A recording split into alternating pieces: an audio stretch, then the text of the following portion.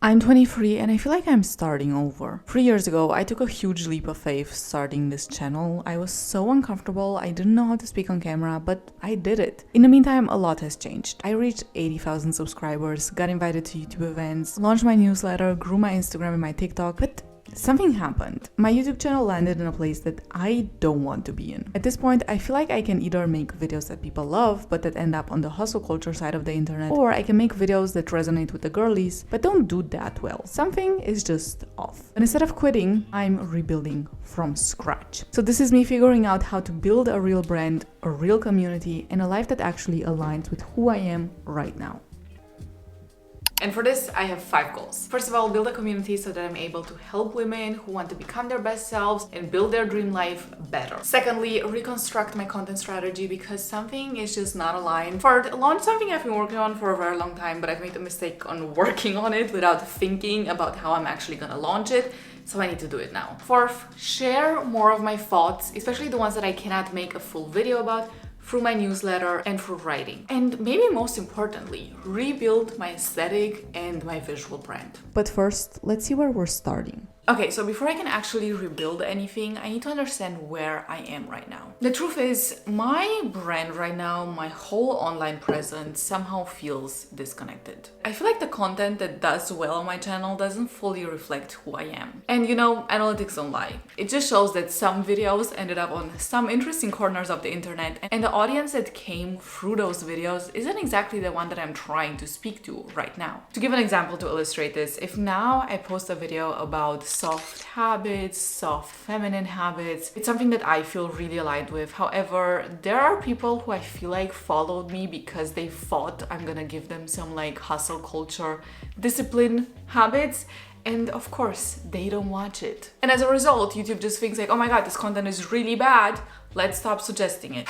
And to be honest, it's really weird because I've poured my whole heart and soul into this YouTube channel, and it's kind of sad to see that the things I really want to do and that I really stand for don't work. Of course, I could lean into this whole like hustle culture, mindset, discipline thing, but I don't want to do that. I really do believe that sometimes things need to fall apart before they fall into place. And I know that I'm taking a bit of a risk right now because most people don't talk about this. You never see YouTubers talking about the tough parts of having an audience or of being a YouTuber, being at the mercy of how you package your videos. I think that one of the hardest parts of being a creator is realizing that what worked before might not work anymore, and realizing that going viral is not the goal like people make it seem online. And I don't see this as failure, I see this as evolution. So if you want to see how I rebuilt my whole brand in real time, subscribe. Because I'm here to show all of the girlies that you can make meaningful changes in your life, and this is just the beginning. So step 1 of actually making any meaningful changes through this rebrand is defining what my brand is supposed to mean now. First of all, I don't just want to post content. I want to actually build a space and make this feel like a community. I want something that helps women become their best self, but in a way that feels soft and feminine, but still guides change. You know it's getting serious when I take out the notebook.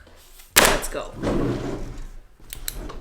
A pink pen is perfect for this. Like, I want to position myself as, you know, like that older sister that gives you really good life advice that sometimes might be hard to hear, but it is honest and it is helpful. I'm not gonna, you know, tell you whatever you want to hear just because that gets clicks or whatever. I want the advice to actually lead to something. Okay, I feel like I'm trying to balance a very, very thin line because on one hand, I don't want to buy into the hustle culture. It's not my vibe. I don't want the alpha male bro type of vibe. On the other hand, you know, I also do want results. I need to really make sure that the communication and the way that I phrase things and the way that I show things on YouTube, like even the visuals, don't give too much hustle culture, but also don't give nothing. Why are we watching me clean a mirror? Well, this is not just a mirror, it's my notebook. If I could sum it up, this is about transformation. And I want to guide that transformation by helping women change their mindset and as a result, change their life. Okay, so basically I'm redefining everything and it's messy. I feel like I need a little bit of a different tone, different visuals, different aesthetic, different energy. Well, maybe this is cultural because I grew up in Eastern Europe and people there tend to be a bit harsher, but it's not because we don't mean well. It's because that's how people are. Like, if you're too friendly, it's sus. Even if I'm actually friendly and I mean well and all of that, sometimes I feel like it might come across a bit rude. which I'm not trying to do. If all of this sounds a little bit too conceptual for you and you're just thinking to yourself like, Maria, just sit down and make the video, tell us about something, post it, it's gonna be fine. It's not though. Like I did that for multiple years and it's fine until it's not, because you need direction. And if you do YouTube, if you do content, if you talk about anything online or even offline for a very long period of time, it's so easy to get lost and to start questioning why you're doing something or why you're talking about a certain topic but not about the other. At some point you really need more guidance. And so this is what I'm doing. I want to take this seriously because I believe in the channel's potential, in my potential. And I feel like with a bit more strategy, with more guidance, I can make a great thing out of this. So if you're a girly pop and you love this channel and you enjoy this new direction that I want to take with the channel, I would be so grateful to you if you would first of all subscribe if you would like to see these videos in the future, and also leave a comment down below. Just, let me know, hey girl, I'm here, I like your videos, I like what you're doing. Or let me know, hey girl, I don't like what you're doing.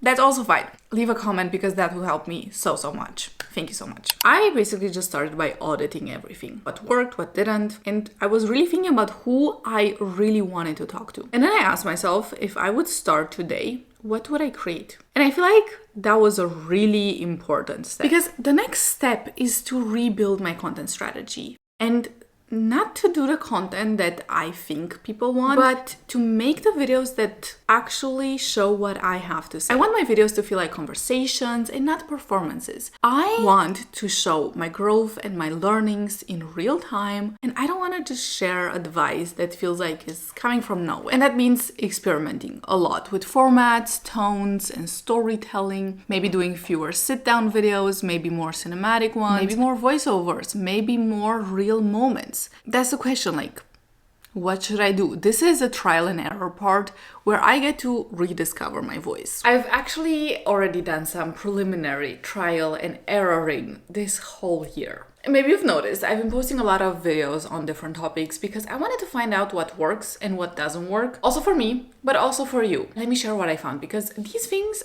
are really interesting. The more girly videos don't necessarily do the best in terms of views. However, I love doing them and people are more excited about the theme of the video. So for instance, I loved doing the how to smell good video. Like, I'm really happy with that. What I'm not gonna do anymore are finance videos. For some reason, only 30% women watch them, and that's not the point. Funny enough, what ended up in Alpha Male Central are the routine videos and the reset videos and the more lifestyle vlog content, which is confusing. I was thinking about reasons and I have an explanation, and it's not something that I like. People have been asking recently why I'm so outspoken about the fact that I make content for the girlies. The truth is, for some reason, if you don't make content for the girlies, you will have some weird people who accidentally find your channel and apparently get the completely wrong idea. Like, they don't know how to read a room. I'm not here to make content for male validation. I'm not here to get compliments from men. I'm not here to get asked to marry someone.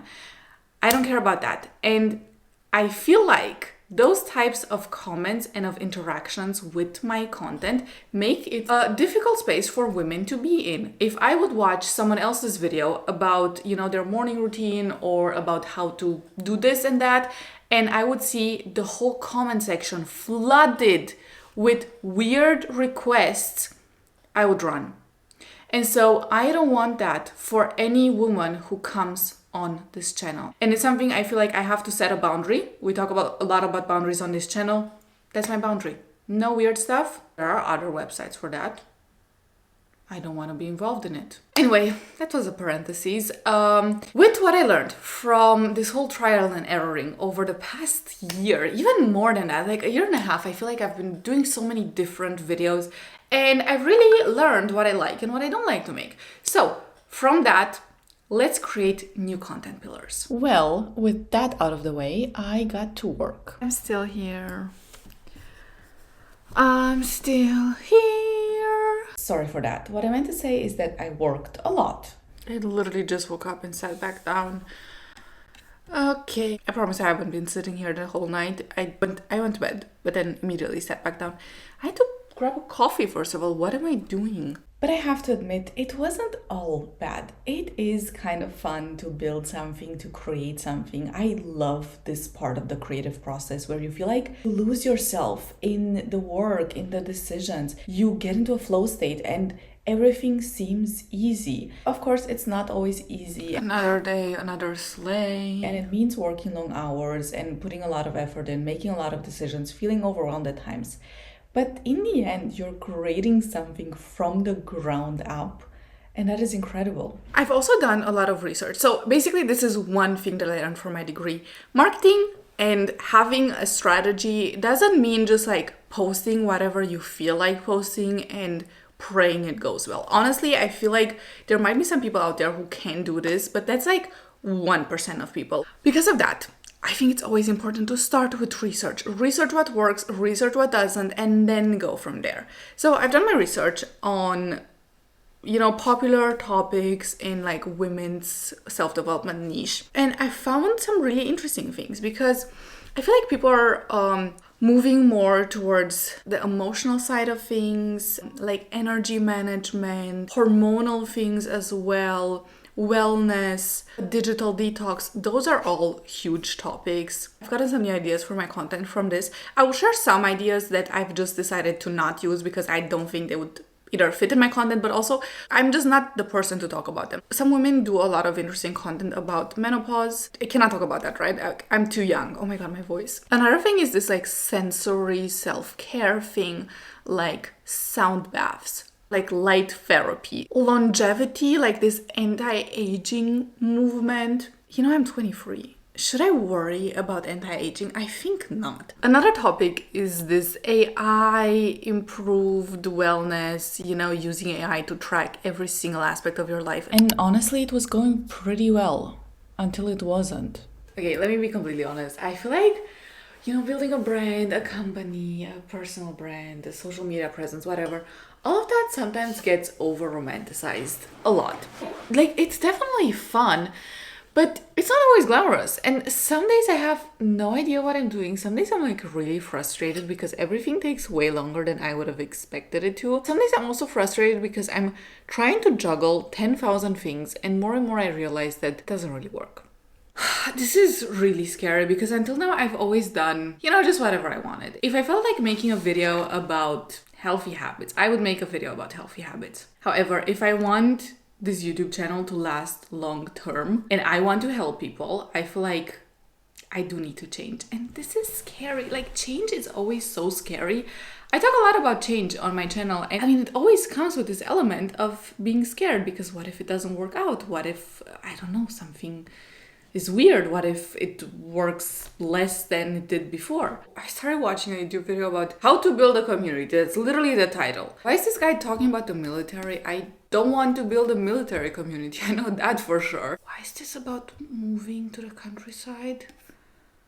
I feel like it's very hard for me to fully commit to this rebrand while still having to do the operational side. It just feels like I'm pulled in two different directions at the same time and I end up being stuck in limbo. And I feel like it's a bit hard to do everything.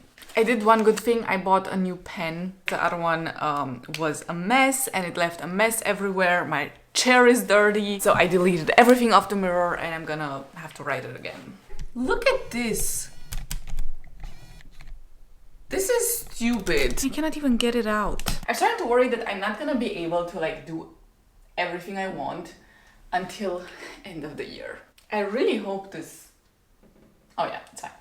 So I actually just had a call with a company, with a startup, which could be a help in this whole process. I think I will try to use them, and then if it doesn't work, then I just won't use them. Anyway, this is the first project, which I hope is gonna be done in 2 weeks because I need to move on and get to the other stuff. Okay, then we have the other two projects, which this one, the C, is the biggest one. I cannot even see anything. Besties, I'm running out of space. There are so many things that are industry specific and no one teaches you about them. Okay, how does the BCG matrix that I learned in university help me to do this thing? It doesn't. Ugh, let's go to the gym. I had a crazy idea. It's a really bad idea. What if I set myself a deadline to finish the C part of the project, which is probably like the biggest thing, and I read that it takes you 2 weeks just to set it up. I don't know if those are full-time weeks, but like I have university and I work. I have like very part-time time for this. What if I set the deadline for 16 days? I'm scared. However, the timeline would be perfect. I have an exam and 2 deadlines next week at university, and actually I'm gonna be working more than usually next week. So how am I gonna do this? I'm just trying to remind myself that things are messy before they work out. Like everyone who started had to start messy and had to start without knowing how they're gonna get somewhere, and they just had to figure it out along the way. Oftentimes what actually separates the people who are successful from those who aren't is the people who kept going and the people who kept trying and kept showing up imperfectly and without it being glamorous and aesthetic and nice. And you know, that's gonna be me. Next is the aesthetic, because visuals matter. I want my content to feel cohesive, intentional, and like me. What's my aesthetic? It's a very good question. What is my brand's aesthetic?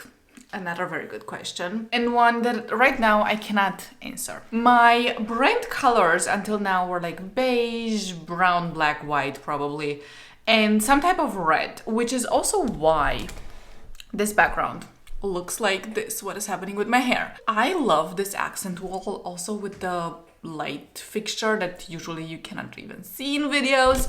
I also don't really film all the videos there. For a very long time I filmed here. However, this is not just a filming background for me. This is also, you know, where I keep my stuff. So I have like pictures with my friend here, and it's not all designed to be aesthetic or to reflect me or my brand. It's more just like, this is my home decor. That's what it is. Should I change it to be more aesthetic, to fit the brand better? I don't know, maybe. The thing is that visuals matter, like they really do matter, and I want everything to feel cohesive. Am I taking this too seriously or just seriously enough? Because let me tell you some industry secrets.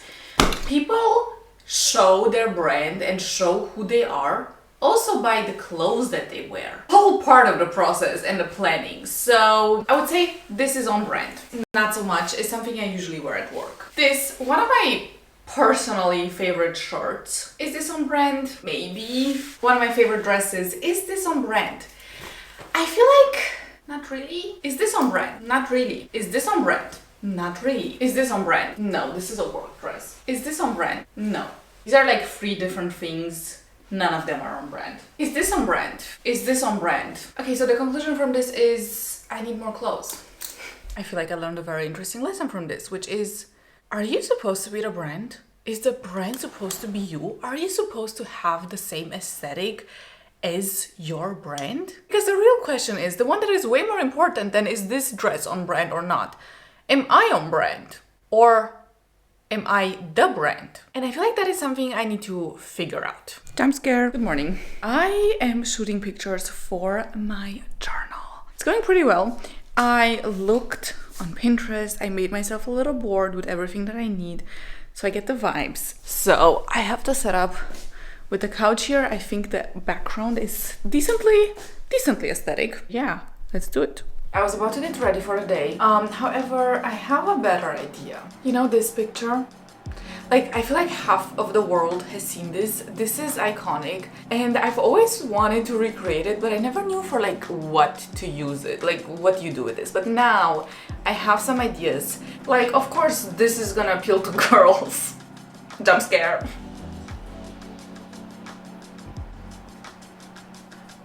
This is serious work here. Don't fall. Okay, next prompt. Oh, I love that people are texting me about like serious stuff. Like, you should just see me right now, honestly.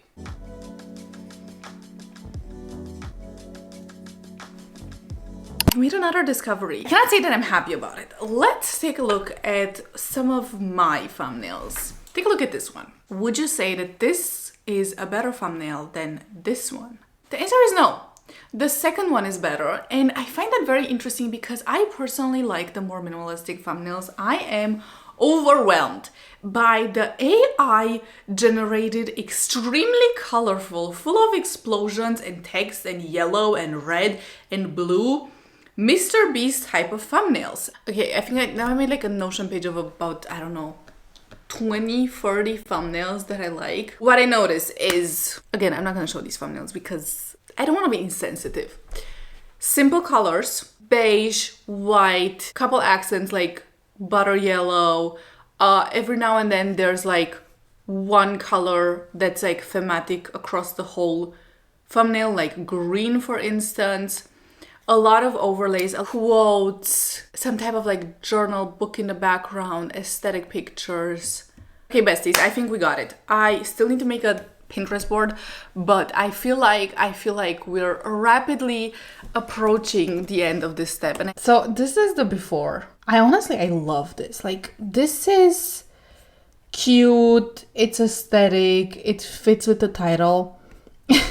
This is the after. This is a bit much to me, I have to say. Like, for my personal taste, this is a bit much. However, I'm gonna download this. I'm gonna change the thumbnail on the current video because this video is already up, and I'm gonna see which one works better. I'm gonna make a whole new Pinterest board. You know what? The new rebrand deserves a new Pinterest board. I'm tired, but I feel fulfilled because I feel like if I just lay in bed and I'm scrolling and I'm thinking about all of the things that I could be doing but I'm not doing, I feel bad. Like, I just feel like I'm wasting my potential. And it's a heartbreaking feeling. Like, it's genuinely really bad. So yeah, I cannot cry about having a lot on my plate if my goal was to eat. I feel like the hardest part so far has been letting go of what used to work and realizing that things have to change. I mean, you cannot do the same thing every single time or repeat things that don't work and expect them to suddenly work. I feel like, you know, it is scary and uncomfortable, but I'm really excited. I'm really excited about how well this could turn out if things fall into place. If I put in the work, especially if I do it, I think this could be great.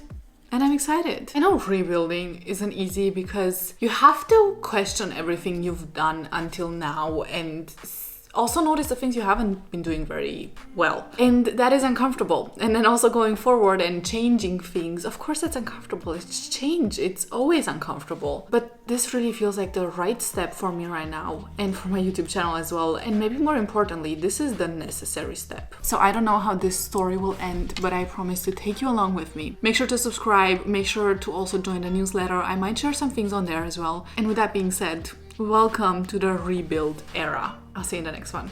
Bye bye.